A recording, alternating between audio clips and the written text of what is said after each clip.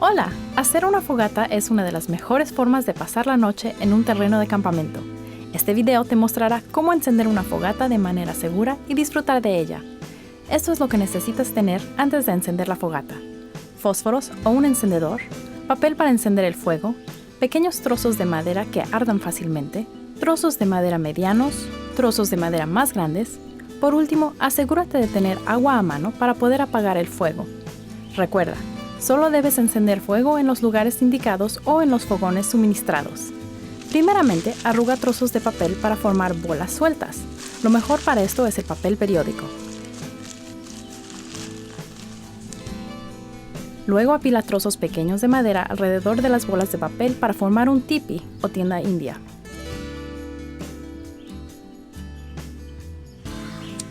Enciende el papel en diferentes lugares alrededor de la base y espera a que la madera se encienda. Una vez encendida la madera, sopla el fuego para que reciba oxígeno y pueda crecer. A medida que el fuego cobra fuerza, añade más madera.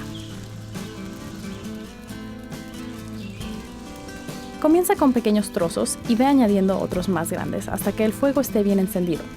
No coloques demasiada madera, ni la añadas demasiado rápido. El fuego necesita oxígeno para arder, y si le añades mucha madera muy rápidamente, podrías sofocarlo y apagarlo. Cuando el fuego esté bien encendido, relájate y disfruta. Recuerda atender tu fuego añadiéndole madera de vez en cuando, pero asegúrate de mantenerlo pequeño y controlado. Nunca dejes tu fuego sin vigilancia.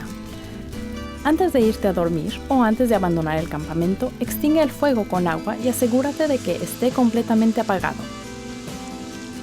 Utiliza solo la leña prevista. En la mayoría de los parques nacionales es ilegal recoger madera del bosque para quemarla. Las ramas caídas son un elemento importante del hábitat para muchas plantas y animales y enriquecen el suelo con materia orgánica.